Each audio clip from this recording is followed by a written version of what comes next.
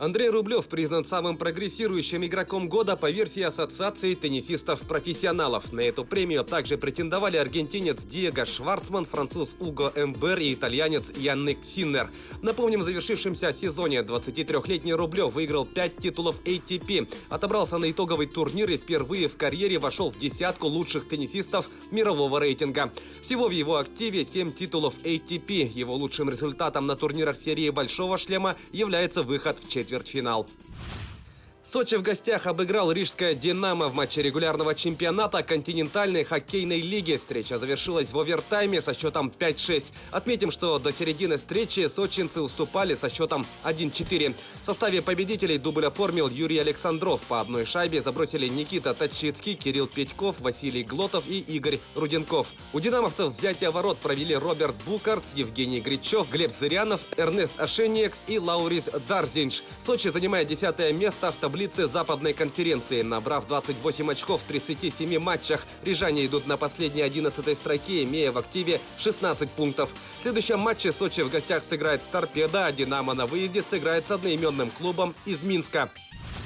Страж ворот московского футбольного клуба ЦСКА Игорь Акинфеев вошел в список 100 вратарей с наибольшим количеством игрового времени в 2020 году. Рейтинг составлен Международным центром спортивных исследований. Россиянин расположился на 78-й позиции, имея в активе 3360 минут в 36 официальных матчах. В 2020 году вратарь сыграл во всех встречах ЦСКА, причем в каждой выходил в стартовом составе и ни разу не был заменен. Рейтинг возглавил голкипер бразильского «Интернационаля» Марсело Ломба, который провел на поле 4740 минут. Домашний стадион футбольного клуба «Барселона» Камп Ноу может быть снесен. Кандидат в президенты каталонской команды Агусти Бенедито представил свою предвыборную кампанию, в которой предлагает снести арену. При условии победы на выборах он обещает построить для клуба новый стадион. Для достижения этой цели Бенедито рассматривает два варианта, один из которых включает в себя снос Камп Ноу и временный переезд на Олимпийский стадион, а другой предлагает строительство в другом районе. Ранее СМИ сообщали, что руководство Барселоны планирует расширить трибуны с 99 тысяч до 105 тысяч мест.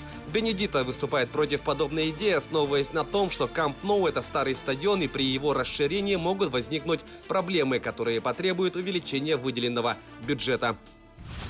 Перейдем к событиям нашего региона. Федерация спортинга республики наградила лучших стрелков 2020 года. Церемония прошла накануне. Лучшим стрелком был признан мастер спорта международного класса Аял Макаров, который в завершившемся сезоне выиграл практически все соревнования, в которых принимал участие. Второе место занял мастер спорта Игорь Егоров. Третьим стал Артур Николаев. Также федерация отметила ветерана Василия Алексеева, выигравшего 3 чемпионата России. Среди юниоров был награжден 14-летний Рамир Николаев. Всем спортсменам были вручены благодарственные письма, а также денежные сертификаты.